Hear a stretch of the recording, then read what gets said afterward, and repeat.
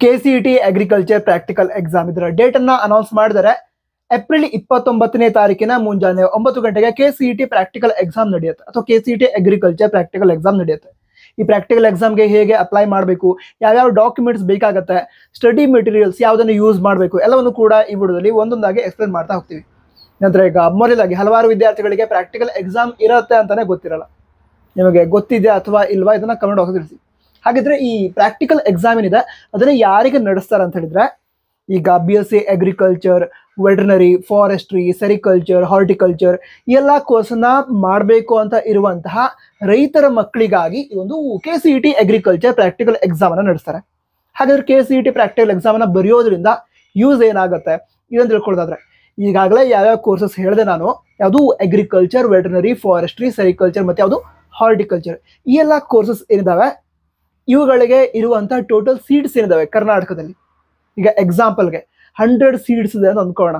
ಅಗ್ರಿಕಲ್ಚರ್ಗೆ example ಕೊಡ್ತಿರೋದು 100 seats ಇದೆ ಅಂತ ಅಂದ್ಕೊಳ್ಳೋಣ. ಅದರಲ್ಲಿರುವಂತಹ 50% seats ಅಂದ್ರೆ ಎಷ್ಟಾಯ್ತು, 50 ಸೀಟ್ಸ್ ಅದು ರೈತರ ಮಕ್ಕಳಿಗೆ ರಿಸರ್ವ್ಡ್ ಇರುತ್ತೆ. ಸೊ ಆ ರಿಸರ್ವ್ಡ್ ಸೀಟ್ಸ್ ಏನಿದೆ ಅದಕ್ಕೆ ಅಡ್ಮಿಷನ್ ಕೊಡೋದಕ್ಕೆ ಈ ಪ್ರಾಕ್ಟಿಕಲ್ ಎಕ್ಸಾಮ್ ಅನ್ನು ನಡೆಸ್ತಾರೆ. ಇದೇ ರೀತಿ ಈಗಾಗಲೇ ಹೇಳಿರುವಂತಹ ಕೋರ್ಸಸ್ ಏನಿದಾವೆ ಈ ಎಲ್ಲಾ ಕೋರ್ಸಸ್ಗಳಿಗೆ ಸಂಬಂಧಿಸಿದಂತೆ ಕರ್ನಾಟಕ ರಾಜ್ಯದಲ್ಲಿ ಟೋಟಲ್ ಸೀಟ್ಸ್ ಏನಿದಾವೆ ಆ ಟೋಟಲ್ ಸೀಟ್ಗಳ 50% ಸೀಟ್ಸ್ ರೈತರ ಮಕ್ಕಳಿಗಾಗಿ ರಿಸರ್ವ್ಡ್ ಇರುತ್ತೆ. ಅದರ ಅಡ್ಮಿಷನ್ ಈ ಪ್ರಾಕ್ಟಿಕಲ್ ಎಕ್ಸಾಮ್ ಮೂಲಕ ಆಗುತ್ತೆ. ಸೊ ನೀವು ರೈತರ ಮಕ್ಕಳಾಗಿದ್ರೆ ಅಥವಾ ಕೃಷಿ ಕಾರ್ಮಿಕರ ಮಕ್ಕಳಾಗಿದ್ರೆ ಈ ಪ್ರಾಕ್ಟಿಕಲ್ ಎಕ್ಸಾಮ್ನ ಬರೆದು ನಿಮಗೆ ಈ ಕೋರ್ಸಸ್ ಇಷ್ಟ ಇದ್ರೆ, ಅಗ್ರಿಕಲ್ಚರ್ ಆಯಿತು, ಫಾರೆಸ್ಟ್ರಿ, ವೆಟರ್ನರಿ ರೀತಿ ಕೋರ್ಸಸ್ಗಳು ಇಷ್ಟ ಇದ್ರೆ ಇದರ ಅಡ್ಮಿಷನ್ ಪಡೆದುಕೊಳ್ಬಹುದು. ಎಕ್ಸಾಮ್ ಬರೆಯೋದ್ರಿಂದ ಸೀಟ್ ಸಿಗೋ ಚಾನ್ಸಸ್ ಜಾಸ್ತಿ ಆಗುತ್ತೆ. ಓಕೆ, ಹಾಗಿದ್ರೆ ಪ್ರಾಕ್ಟಿಕಲ್ ಎಕ್ಸಾಮ್ ಬಗ್ಗೆ ಐಡಿಯಾ ಸಿಕ್ತು ಅಂದ್ಕೊಳ್ಳೋಣ. ಈಗ ಈ ಪ್ರಾಕ್ಟಿಕಲ್ ಎಕ್ಸಾಮ್ ಏನಿದೆ ಅದಕ್ಕೆ ಸಂಬಂಧಂತೆ ಡಾಕ್ಯುಮೆಂಟ್ ವೆರಿಫಿಕೇಶನ್ ಕೂಡ ನಡೆಸ್ತಾರೆ. ಸೆಪರೇಟ್ ಆಗಿ ಡಾಕ್ಯುಮೆಂಟ್ ವೆರಿಫಿಕೇಶನ್ ಇರುತ್ತೆ. ಆ ಡಾಕ್ಯುಮೆಂಟ್ ವೆರಿಫಿಕೇಶನ್ ಏನಿದೆ ಅದನ್ನ ಏಪ್ರಿಲ್ 1ನೇ ತಾರೀಕಿನಿಂದ ಏಪ್ರಿಲ್ 15ರವರೆಗೆ ನಡೆಸಲಾಗುತ್ತೆ ಅಂತ ಹೇಳಿದ್ದಾರೆ. ಅಂದ್ರೆ ಡಾಕ್ಯುಮೆಂಟ್ಸ್ ಅನ್ನ ಅಪ್ಲೋಡ್ ಮಾಡೋದಿರುತ್ತೆ. ಏಪ್ರಿಲ್ 1ನೇ ತಾರೀಕಿನ ನಂತರ ಕೇದವರ ಅಫಿಷಿಯಲ್ ವೆಬ್ಸೈಟ್ ಏನಿದೆ ಅಲ್ಲಿ ಲಿಂಕ್ ಕೊಡ್ತಾರೆ. ಅದರ ಮೂಲಕ ವಿದ್ಯಾರ್ಥಿಗಳು ಏನ್ ಮಾಡಬೇಕು, ಡಾಕ್ಯುಮೆಂಟ್ಸ್ ಅನ್ನ ಅಪ್ಲೋಡ್ ಮಾಡಬೇಕು. ಓಕೆ, ಈ ರೀತಿ ಡಾಕ್ಯುಮೆಂಟ್ಸ್ ಅನ್ನ ಅಪ್ಲೋಡ್ ಮಾಡೋದಿರುತ್ತೆ. ಯಾವ್ಯಾವ ಡಾಕ್ಯುಮೆಂಟ್ಸ್ ಬೇಕು ಅದ್ರ ಬಗ್ಗೆ ಕೂಡ ಈಗ ಎಕ್ಸ್ಪ್ಲೈನ್ ಮಾಡ್ತೀನಿ. ಅದಕ್ಕಿಂತ ಮೊದಲು ಈ ಪ್ರಾಕ್ಟಿಕಲ್ ಎಕ್ಸಾಮ್ ಏನಿದೆ ಅದರಲ್ಲಿ 50 ಕ್ವಶನ್ಸ್ ಇರುತ್ತೆ. ನಂತರ 200 ಮಾರ್ಕ್ಸ್ಗೆ ಈ ಒಂದು ಎಕ್ಸಾಮ್ ಅನ್ನ ನಡೆಸ್ತಾರೆ. ಈಗ ಸೀಟ್ ಅನ್ನ ಪಡೆದುಕೊಳ್ಬೇಕು ಅಂತ ಹೇಳಿದ್ರೆ ಈ 200 ಮಾರ್ಕ್ಸ್ಗೆ 180 ಅಥವಾ ಅದಕ್ಕಿಂತ ಹೆಚ್ಚಿನ ಮಾರ್ಕ್ಸ್ ಅನ್ನ ಪಡೆದುಕೊಂಡ್ರೆ ನಿಮಗೆ ಸೀಟ್ ಸಿಗುತ್ತೆ. ಓಕೆನಾ, ಅದಕ್ಕೋಸ್ಕರ ನಿಮ್ಮ ಪ್ರಿಪರೇಷನ್ ಈಗಿನಿಂದನೇ ಸ್ಟಾರ್ಟ್ ಆಗಬೇಕು. ನಿಮಗೆ ಪ್ರಿಪರೇಷನ್ಗೆ ಸಹಾಯ ಆಗೋ ರೀತಿ ನ್ಯೂ ವಿಷನ್ ಅಗ್ರಿ ಕ್ಲಾಸಸ್ ಅಂತ ಇದೆ, ಅದನ್ನು ನೀವು ನ್ಯೂ ವಿಷನ್ ಅಗ್ರಿ ಆ್ಯಪ್ ನಲ್ಲಿ ಪಡೆದುಕೊಳ್ಬಹುದು. ಯಾಕೆ ಸಜೆಸ್ಟ್ ಮಾಡ್ತಾ ಇದೆ ಅಂತ ಹೇಳಿದ್ರೆ, ಹಿಂದಿನ ವರ್ಷ ಹಾಗೆ ಅದರ ಹಿಂದಿನ ವರ್ಷಗಳಲ್ಲೂ ಕೂಡ ಈ ಕ್ಲಾಸಸ್ ಅನ್ನ ವಿದ್ಯಾರ್ಥಿಗಳಿಗೆ ಸಜೆಸ್ಟ್ ಮಾಡಿದೆ. ಈಗ ಹಿಂದಿನ ವರ್ಷ KCET ಅಗ್ರಿಕಲ್ಚರ್ ಪ್ರಾಕ್ಟಿಕಲ್ ಎಕ್ಸಾಮ್ ಅನ್ನ ಬರೆದು ಟಾಪ್ 100 ಅಲ್ಲಿ ರ್ಯಾಂಕ್ ಅನ್ನ ಪಡೆದುಕೊಂಡಂತಹ ವಿದ್ಯಾರ್ಥಿಗಳನ್ನು ನೀವೀಗ ಸ್ಕ್ರೀನ್ ಮೇಲೆ ನೋಡ್ತಾ ಇದ್ದೀರಾ. ಇದೇ ರೀತಿ ನೀವು ಕೂಡ ಪ್ರಿಪೇರ್ ಆಗಿ ಒಳ್ಳೆ ರ್ಯಾಂಕ್ ಅನ್ನ ಪಡೆದುಕೊಂಡು ಅಡ್ಮಿಷನ್ ಮಾಡ್ಕೋಬಹುದು ನಿಮಗೆ ಇಷ್ಟ ಇರುವಂತಹ ಕೋರ್ಸಸ್ಗಳಿಗೆ. ನಂತರ ಈಗ ಈ ನ್ಯೂ ವಿಷನ್ ಅಗ್ರಿ ಆ್ಯಪ್ ಏನಿದೆ ಅದರೊಳಗಡೆ ಲೈವ್ ಕ್ಲಾಸಸ್ ಇರುತ್ತೆ, ಪ್ರೀ ರೆಕಾರ್ಡೆಡ್ ಕ್ಲಾಸಸ್ ಇರುತ್ತೆ, ಹಾಗೆ ಫೀಲ್ಡ್ ವಿಸಿಟ್ ಅಂತ ಮಾಡ್ತಾರೆ, ಅದನ್ನು ಕೂಡ ಅಪ್ಲೋಡ್ ಮಾಡಿರ್ತಾರೆ. ಅದನ್ನು ಕೂಡ ನೀವು ನೋಡಿ ಎಕ್ಸಾಮ್ ಪ್ರಿಪ್ರೇಷನ್ನ ತುಂಬ ಚೆನ್ನಾಗಿ ಮಾಡಬಹುದು.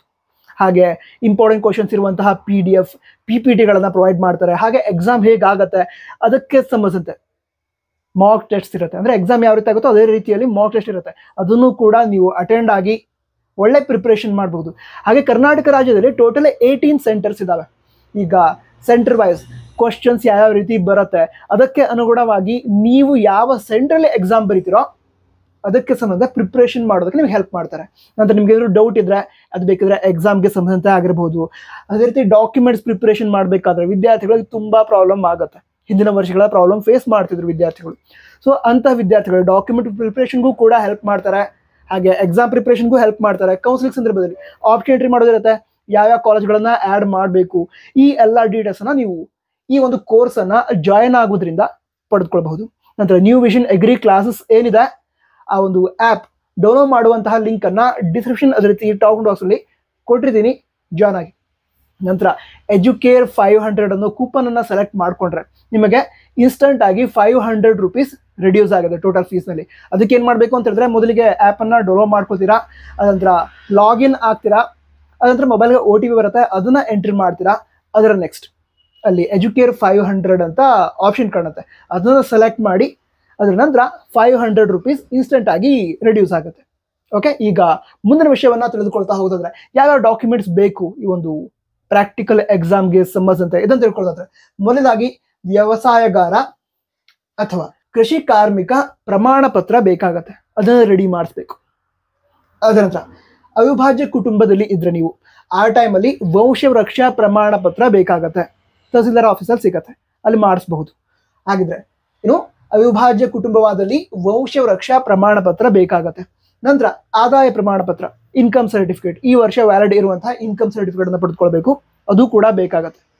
ಅದಂತರ ಅಫಿಡವಿಟ್ 1, ಈಗ ಒಬ್ಬ ಕ್ಯಾಂಡಿಡೇಟ್ ಇದ್ದಾರೆ, ಸ್ಟೂಡೆಂಟ್ ಇದ್ದಾರೆ, ಅವರ ಕುಟುಂಬ ಸಂಪೂರ್ಣವಾಗಿ ಕೃಷಿ ಮೇಲೆ ಡಿಪೆಂಡ್ ಆಗಿದೆ, ಅಂದ್ರೆ ಅಗ್ರಿಕಲ್ಚರ್ ಒಂದರಿಂದ ಮಾತ್ರ ಅವರಿಗೆ ಇನ್ಕಮ್ ಇದೆ, ಬೇರೆ ಯಾವುದು ಸೋರ್ಸ್ ಆಫ್ ಇನ್ಕಮ್ ಇಲ್ಲ.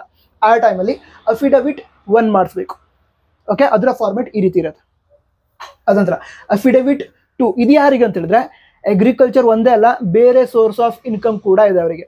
ಅಂದ್ರೆ ಕ್ಯಾಂಡಿಡೇಟ್ ಇದ್ದಾರೆ, ಅವರ ಅಗ್ರಿಕಲ್ಚರ್ ಲ್ಯಾಂಡ್ ಇದೆ, ಅಂದ್ರೆ ಅವರ ಫ್ಯಾಮಿಲಿಗೆ ಸಂಬಂಧ ಅಗ್ರಿಕಲ್ಚರ್ ಲ್ಯಾಂಡ್ ಇದೆ, ಅಲ್ಲಿಂದ ಅವರಿಗೆ ಇನ್ಕಮ್ ಇದೆ. ಅದ್ರ ಜೊತೆಗೇನೆ ಅವರ ತಂದೆ ಅಥವಾ ತಾಯಿ ಗೌರ್ಮೆಂಟ್ ಎಂಪ್ಲಾಯಿ ಆಗಿದ್ರೆ ಅಥವಾ ಬೇರೆ ಯಾವುದೋ ಒಂದು ವರ್ಕ್ ಮಾಡ್ತಾ ಇದ್ರೆ ಅದರಿಂದ ಇನ್ಕಮ್ ಇದ್ರೆ, ಯಾವ್ದಾದ್ರು ಬಿಸ್ನೆಸ್ ಇದ್ರೆ ಅದರಿಂದ ಇನ್ಕಮ್ ಇದ್ರೆ, ಆ ಟೈಮಲ್ಲಿ ಅಫಿಡವಿಟ್ 2 ಅನ್ನ ಮಾಡಿಸ್ಬೇಕು. ಅದರ ಫಾರ್ಮೆಟ್ ಈ ರೀತಿ ಇರುತ್ತೆ.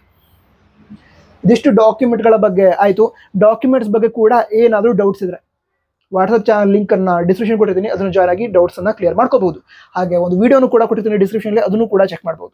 ನಂತರ ಈಗ ಅಗ್ರಿಕಲ್ಚರ್ ಪ್ರಾಕ್ಟಿಕಲ್ ಎಕ್ಸಾಮ್ಗೆ ಹೇಗೆ ಅಪ್ಲೈ ಮಾಡೋದು ಅಂತ ನೀವು ಕೇಳೋದಾದ್ರೆ, ಈಗ KCET ಅಪ್ಲಿಕೇಶನ್ ರಿಲೀಸ್ ಆಗಿದೆ, ಅಪ್ಲೈ ಮಾಡ್ತಾ ಇರ್ತೀರಾ.